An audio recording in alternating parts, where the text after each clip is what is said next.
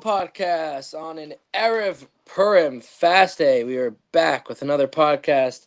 We got a lot going on here at the HSL. A lot is an understatement, as David could attest to.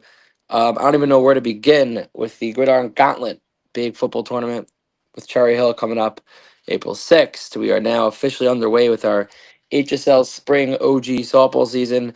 We are basketball playoff time for our basketball season. We got a whole lot going on here at HSL, so we have a lot to cover. Today's topics will be our first week one HSL softball power rankings. We had a preseason power rankings, time to update that. And we also want to quickly preview our HSL basketball playoffs. We actually had a game last night, which we might get into briefly. So, being that my computer, for some reason, is not connecting to the volume, I'm on my phone, which means that Double Gottlieb here is going to have to do a little bit of the reading off of the power rankings, and I could expound from there. So, should we start with softball, or should we? What should we do? Start with softball. Let's keep Joey Katz happy. That's the main thing to do. That's the main priority of the HSL right now. Is Joey Katz being happy in his mental health? That's right. So I'm in a very we don't want anybody else jumping onto the no respect tour. Got a lot. Apparently, the no respect tour was carried to Hard Torah last night, according to Joey. So it's interesting. We have a handful of like two-way players. Like Jack Ross plays in both leagues. Noah Aaron now plays in both leagues. Jake Byrne did. He's not playing basketball this season. Joey Katz, Zalman Pollock, Shai Rosalimsky. I could go on and on. Yossi Levenger plays in both. Who's Yossi Levenger playing softball for? He's like a sub for Rita for your team. Oh, yeah? I didn't know that. I guarantee it'll be Ellie Dax playing for Rita. Oh, okay. You think it's more than 10 two-way players? Yeah, I think it's at least 20. Oh, really? Okay. So Joey Katz isn't a two-way player, but he's intimately involved in the HSL basketball as he's the Tier C scorekeeper. What's his official title? Yeah, I guess he's the backup to the backup. I guess he's really the backup.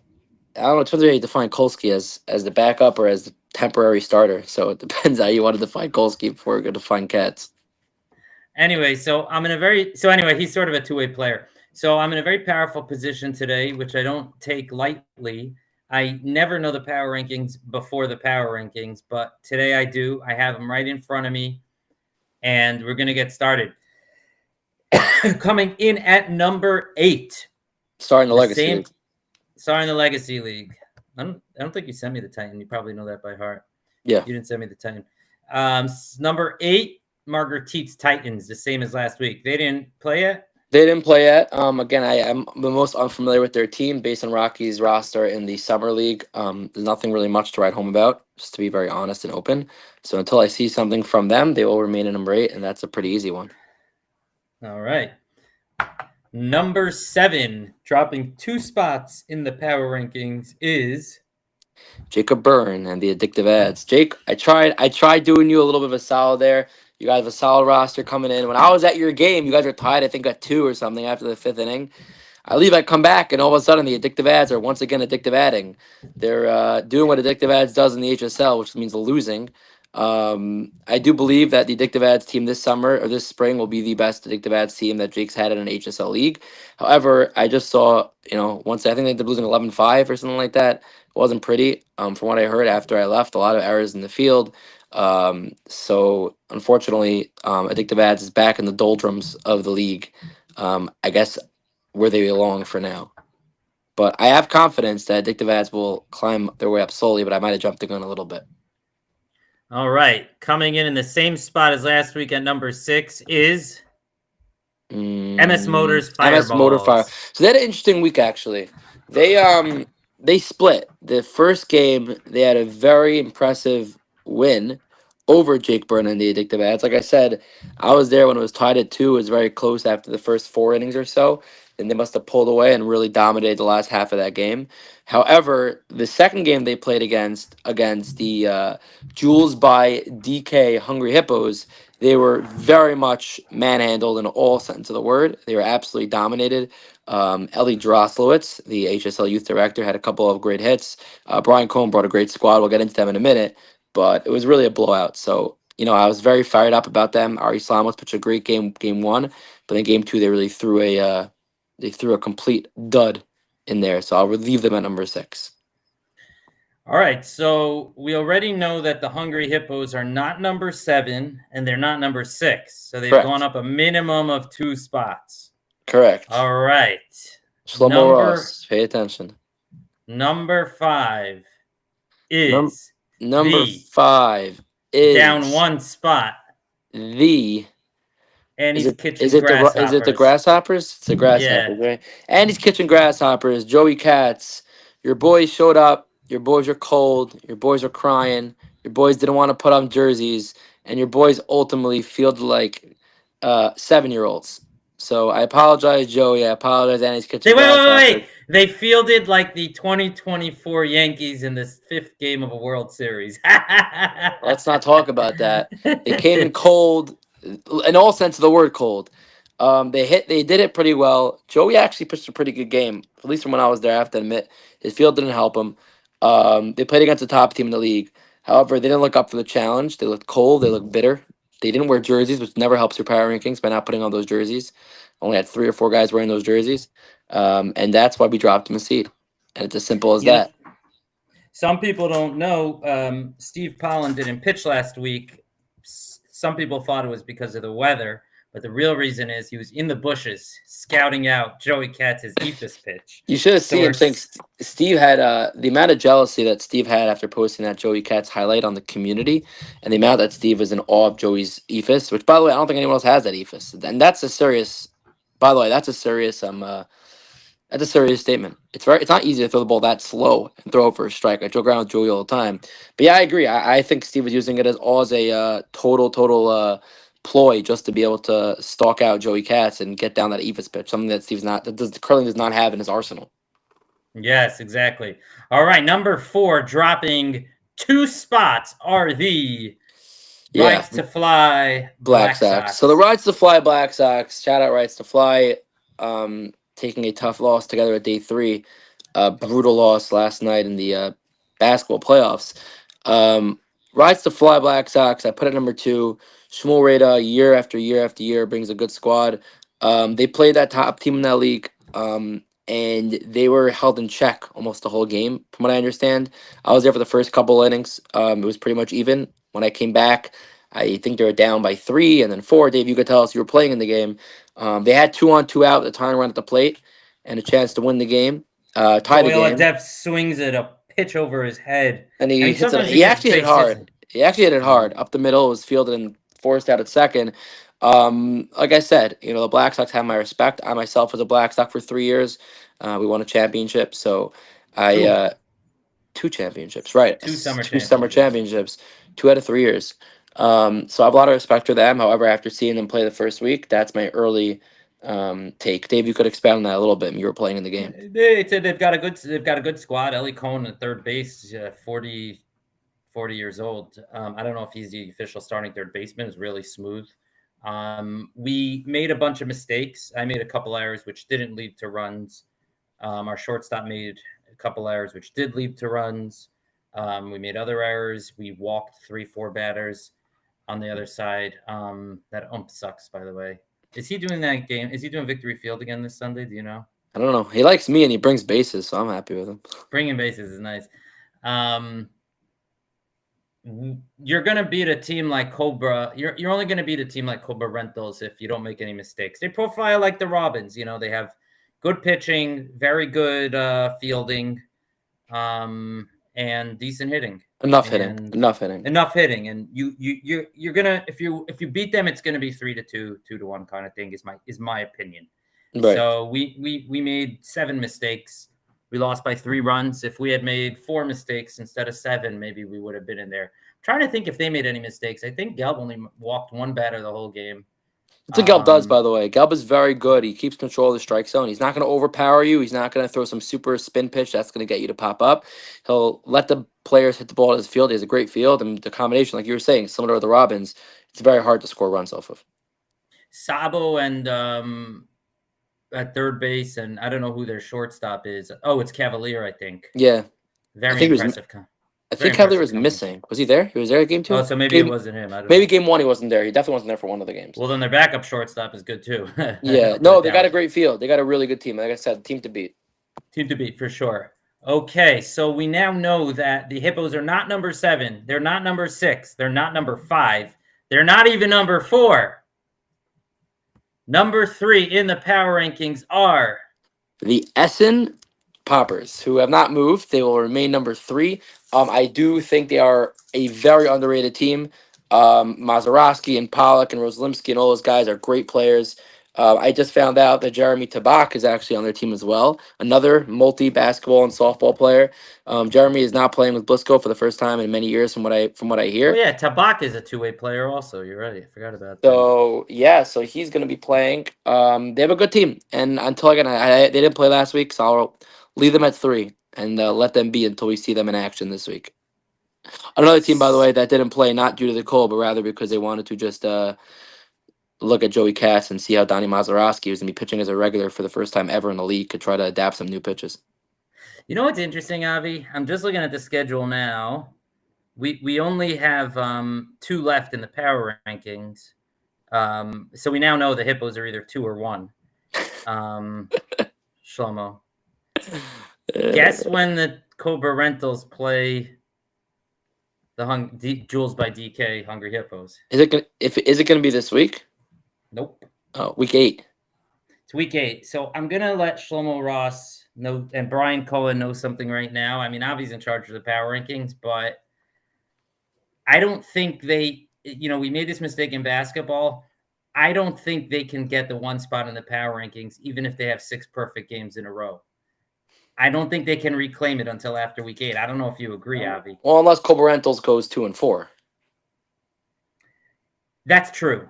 That's true. You're right. I didn't think of that. I guess I'm giving Cobra Rentals too much. All right. Well, I get the cats out of the bag. The number 2 spot in the power rankings are Jules by DK Hungry Hippos. Jules. The number 1 spot is Cobra Rentals Chihuahuas. We gave the Hungry Hippos so much airtime already. I was blown away by the Hungry Hippos just from the feeling that I was there. They have great defense. They have a great hitter. They brought a couple of the Goyim from Esposito onto the team. We love it. And they only have 9. And they only played with 9. They only played with 9. Yeah. They're fun guys. They're good guys. They're great in the field. They're great hitting. They know what they're doing. Sammy Miller's a stud. They have a great team. Sammy Miller. Great team. Best. And I think they could go very far. And of course, number 1, sweeping their doubleheader, going 2-0. Our good friend Yussi from Cobra Rentals. We had a nice little day date with them yesterday for an hour or so, checking out the field for the Gridiron Gauntlet. And Yussi's a great guy, and I strongly recommend all of you to use Yussi for any sort of setup for any bar mitzvah or any party or anything you're doing. Let's pivot a little bit now onto basketball. Before we pivot, we want to thank King Ventures. Wait, Titan League. Oh, I forgot about that. All right, Titan League. Well, Titan's gonna say the same. I don't even need Dave to read it off for me.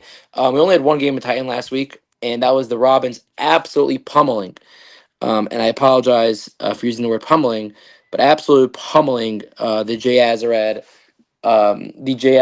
squad and Town Appliance. Town Appliance, thank you, our corporate sponsor, our partner, and everything. And we really do appreciate you. Town Appliance as well.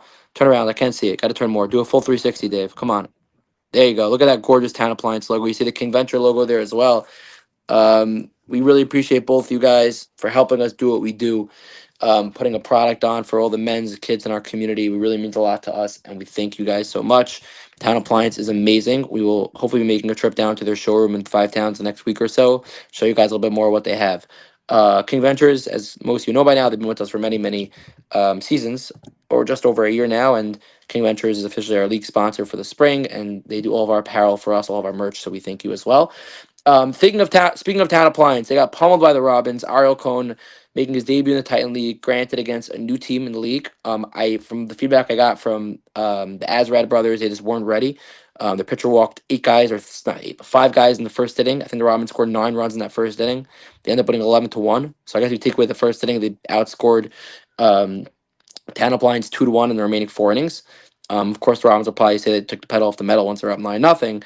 However, Ariel Cohn dominated. He did win the Titan Player of the Week. Smash House, sponsored by Smash House. We appreciate you, Smash House. A Legacy Player of the Week is yet to be named. That's how busy we've been. The highlights are all out, but we'll probably name that at some point on Matzah Shabbos. I would assume we'll come out with the Legacy Player of the Week. But shout out to Ariel Cohn for winning the Titan Player of the Week through a one run. I think it was unearned according to his books. 4 or 5 strikeouts, a couple of walks. And yeah, the Robins are, great start, and they have a big challenge this coming week, I think, as they play, if I'm not mistaken, against Kaufman, Gordon Companies. So the rings remain the same. 6 is Town Appliance, 5 is the Blue Wahoos, 4 are the Robins. The Blue Wahoos sponsored, by the way, by Crown Care. Joey Katz, thank you. 3 are my the team. Robins are playing Crown Healthcare this week. Oh, they are. So the Robins have a good shot of going 2-0. All right. Because the Robins are ahead of the Crown Healthcare Blue Wahoos in the rankings. They're 4. I'm going to remain my team at 3, although I wouldn't be shocked after we dismantle the Bombers this week. Edgar Agent Bombers, that we overtake them in the power rankings. Steve's coming down with the EFIS. Steve's coming down with the EFIS. It's just I gotta give my team a scouting report. Our roster's almost in. We got a good squad for the first game. We have Zinn actually hasn't answered the poll yet, which is strange. The deal I have with Zinn is Zinn runs all the on-field captain duties. I run all the off-field captain duties because I won't be there for a lot of the games. But we actually have a very solid squad without Zinn so far. Londra's out, but we got Rokach in and Sabo in, Noah Aaron's in, Moskovic's in. I'm in game 1. Joel Pfeiffer's in, Shirley Friedman's in. We got a good team. We might be the most underrated team in all of HSL, by the way. So the weather forecast, yeah, okay, all right, Avi. And by the way, number 1, of course, the back-to-back champions is Yossi Kaufman and Gordon Companies. Looks like we have a situation Sunday. It seems like it's coming into focus, the forecast, where the rain is going to be a little later in the day. So, which is a good thing. It's a great thing. Yeah, it's a great thing. Listen, HSL, we don't do rain outs. You know that. We don't do rain outs. Okay, number 2. So number 2 is the Bombers, and number 1 is going to be the Gordon Companies. Back-to-back champions, Gordon Companies. How does that feel, Aaron Gordon, to be called a back-to-back champion? Okay, before we head off, we have both very busy days. Of course, the fast day. I am not holding a coffee to all those haters who thought I was holding a coffee in the last podcast. I am empty-handed. I'm actually at my phone, so you can do a quick little view of the desk here. There are no coffees.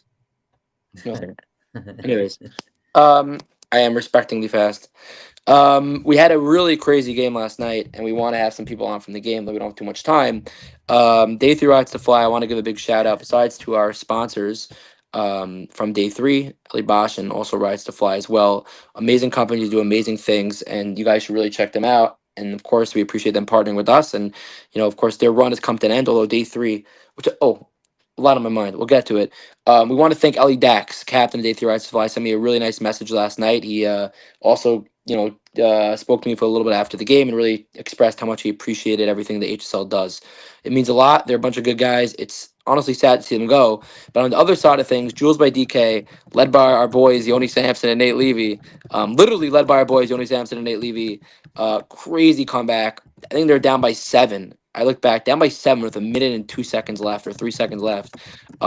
Absolutely insane how they pulled that off. They had a 2, a steal, another 2, a steal again, and then, of course, everyone sees the Yoni Sampson, drive to the basket, underneath, throw to Levy in the corner for the game-winning 3. Absolutely crazy. Good for them. Also, a bunch of really good guys, nice guys. I put that poll out on the chat last night. Who would you say is the hero of the 3? Oh, it's got to be Nate. Nate hit the shot. Nate missed the shot to lose the game. I guess, if they don't get the steal, if he doesn't make the pass. It's an interesting dynamic, and it wasn't even like it was an open 3. He had somebody pretty close to him, but the steal, and he had to release it quick. And catch release. That's true. Wild steal. I think it was a bad pass more than a good steal, to be honest. Oh, yeah? Yeah. You hold the ball. There's 7 seconds left. They still weren't fouling. Hold the ball. What are you doing? Like, why? You're scared they're going to tie you up? I don't know. Hold the ball. Don't make a pass into traffic like that. Oh, the steal was on a pass. Okay, yeah, they didn't. Yeah, he tried passing it. It was stolen away. It was picked off by Diner. By the way, Diner's a stud. Shimmy David also, shout out Day 3 Rides to Fly. The guy went 6 for 6. He did not miss a shot in line. He had, I think, 6 points at halftime, maybe 5. Okay, I just want to say one thing. The feed from Sampson to Levy, the awareness. Fantastic. That was unbelievable. Correct. That was who's John Magic Stockton-esque. Johnson. Magic Johnson. That was a great pat. Listen, as you know from the podcast, they obviously have some connection going on. Maybe I'm not as aware of the connection as I should be. But it was all night. It wasn't just that last play, and everyone saw the last play. Everyone could look up the live stream. It was all night. Samson had a monster game. He probably had 15 or so rebounds, and he had a bunch of assists to Nate on 3 balls. Nate, I think, had 4 threes on the day. So it was a crazy game. We got a couple of really good wildcard games on Sunday. We got Hab Construction going up against Annie's Kitchen Lot Pizzeria. It should be a fun game. It should be a lot of scoring. Daniel Ibrahimi always brings the 3 balls with him. We also have the Fly Vipers versus Gordon Companies. Rematch of Kaufman versus Jeremy Tabak. A lot of Queens people in those games. A lot of Queens people. Three full Queens teams. Really more. All teams are Queens teams. Ibrahimi's also a Queens team.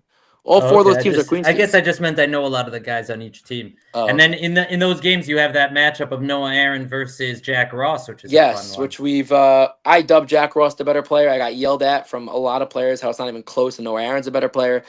Ever since I dubbed Jack Ross the better player and then Noah Aaron had a dominant game the next game, I think Jack's played a lot better to finish out the season. Jack's been absolutely dominating and single-handedly carrying his team. They did lose by 1 last night, but Jack single-handedly carried their team to almost beating Hab Construction. They ended up sliding in on a loss by Boris M., tax planning law officer Roman Amanoff. Shout out Moshe Kraft also for a great season and bringing a great group of guys. We appreciate you.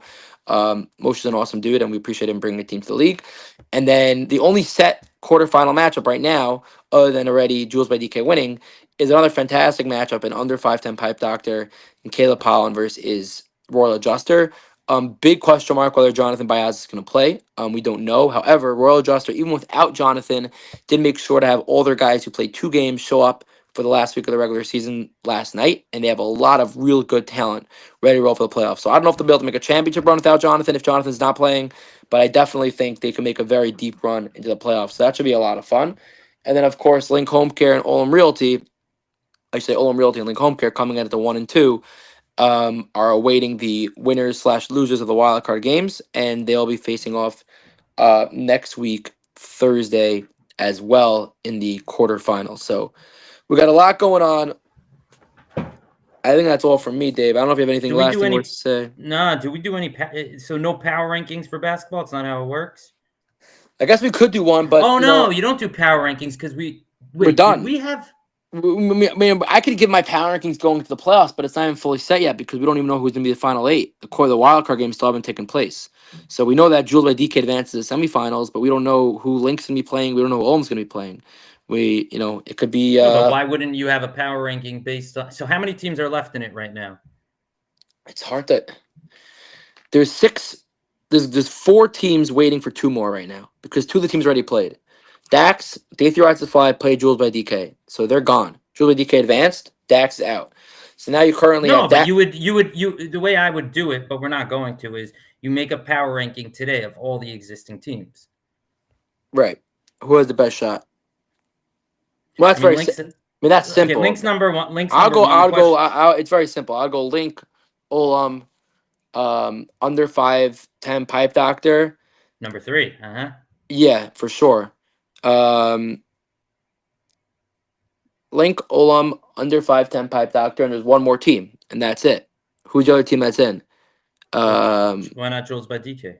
No, because they already advanced to the semis. No, but I'm saying no. That's not how I meant it. Whatever. All right, we'll reconvene. We're fasting. But who's the 4th day? Who's the 4th team that right now sitting in the quarterfinals that hasn't played yet? Can't forget these guys. Oh, Royal Adjuster. Royal Adjuster. Them 4 are waiting for the last 2. I got you.